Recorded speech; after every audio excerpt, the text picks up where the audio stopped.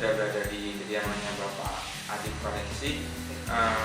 Pagi hari ini saya akan berbincang-bincang lebih pada Bapak Adit Valensi. Saya akan menanyakan bagaimana sih historinya beliau dari memulai bisnis ini dari nol sampai sekarang, bagaimana prosesnya. Di situ saya akan kupas tuntas dengan Bapak sendiri.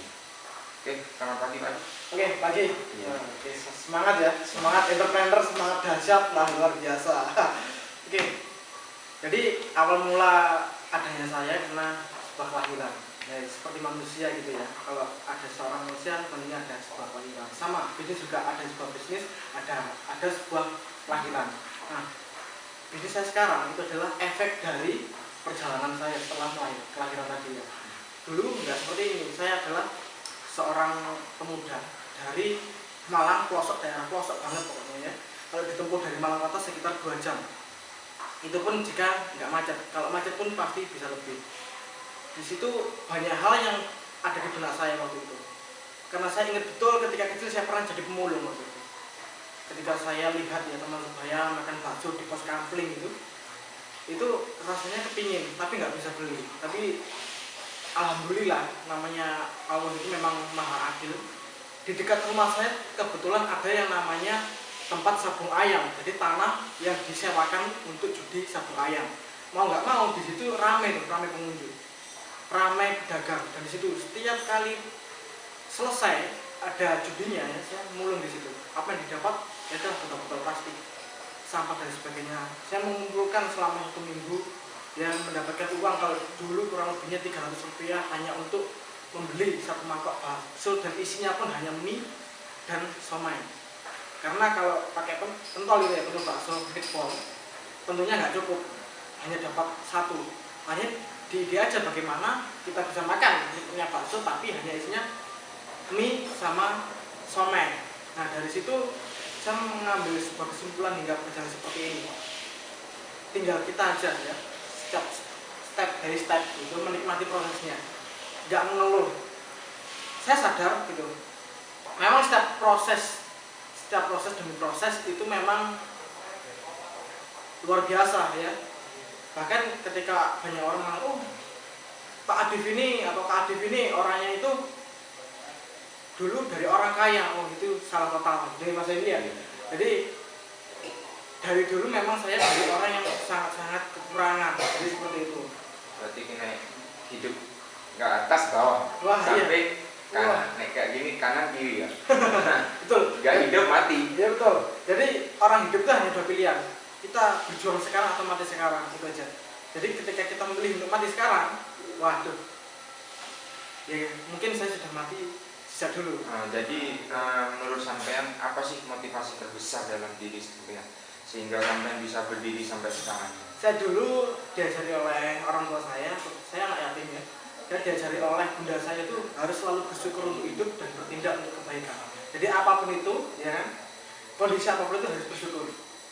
Dan di sisi meskipun kita terpuruk, kita ada di atas maupun di tengah-tengah, kita harus selalu bertindak kebaikan. Walaupun ya kita tidak memungkiri bahwa di sekeliling kita dibanyak orang yang munafik atau orang-orang yang bermuka 2 di situ. Jadi itulah sebenarnya, ya itu musuh-musuh kita, tapi sebenarnya bukan musuh kita, adalah kekuatan kita. Tanpa adanya mereka, kita nggak akan bisa survive. Nah, seperti itu. Nah, dari situ saya pernah melihat historisnya sampean pernah Jatuh. Itu sekitar 4M kalau nggak salah ini. Iya, jadi dulu saya pernah jatuh dari beberapa bisnis, 8 bisnis yang saya jalankan. Alhamdulillah almarhum semua. Jadi innalillahi semua itu. Innalillahi semua. Jadi kalau di total waktu itu memang cash money-nya itu 2,8 miliar Mas Hendri. Jadi kalau di total sama aset kurang lebihnya sekitar 4 miliar sampai 32 miliar. Dan itu minus total, sudah gak karu-karuan.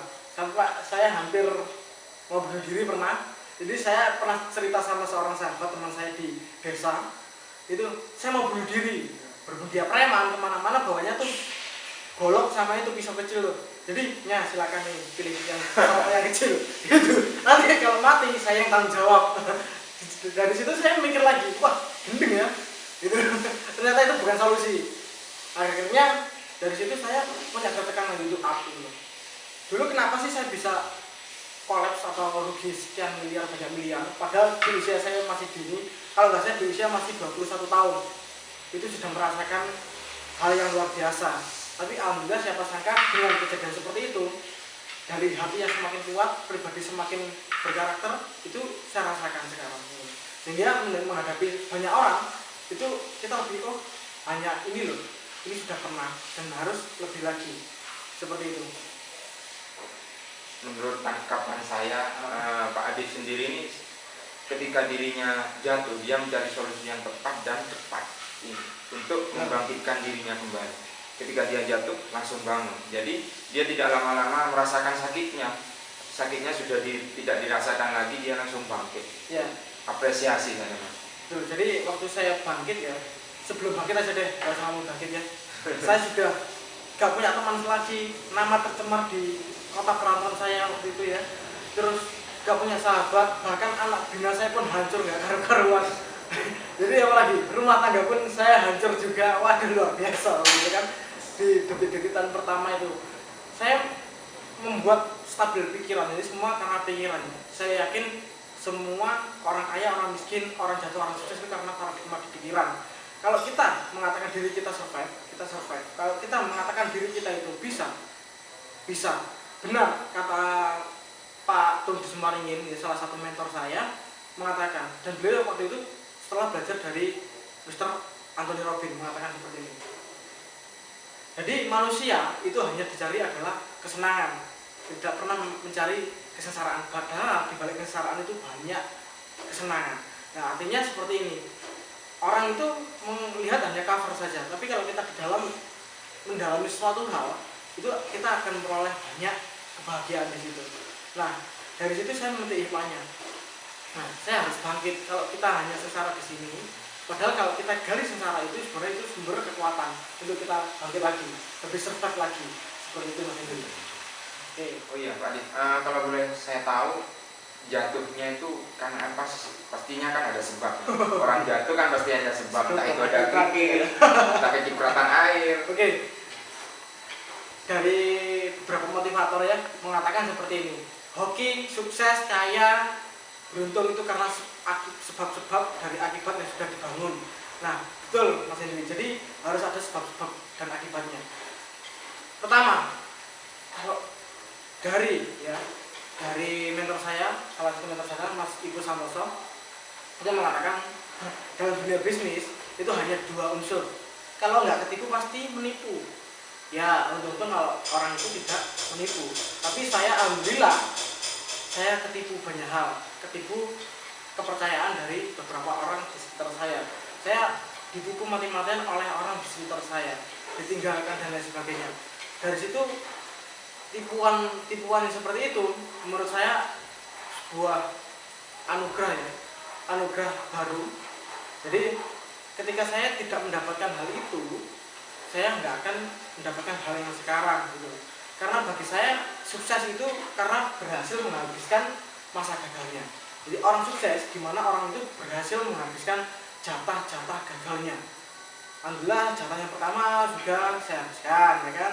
Nanti saya masuk ke grade kedua pasti ada kegagalan lagi dan saya harus menghabiskan masa gagal itu dan jatah gagal itu dan masuk grade berikutnya seperti itu. Dan itulah manusia seperti mendaki. Dan itu saya syukuri. Saya dulu pernah punya brand yang namanya BB Obong ya. Sudah banyak sekali cabangnya, sudah banyak pekerja, tapi siapa sangka ternyata tetap hancur juga. Lebih dari 1 miliar ya, banyak ya. Di usia saya masih benar-benar dini. Dan waktu saya investasi ke beberapa perusahaan ya yang mengatasnamakan itu saham, siapa sangka di situ juga hancur juga. Iya, saya hancur juga, benar-benar luar biasa waktu itu. Tapi dari situ saya semakin belajar dan berusaha menghabiskan jatah gagal itu hingga seperti sekarang. Luar biasa, histori dari Pak Adif dari 0 sampai angka 1 lah istilahnya. Luar biasa perjuangannya, semangatnya yang luar biasa. Mungkin sampai di sini yang bisa saya sampaikan dan Pak Adif sampaikan. Untuk lebih jelasnya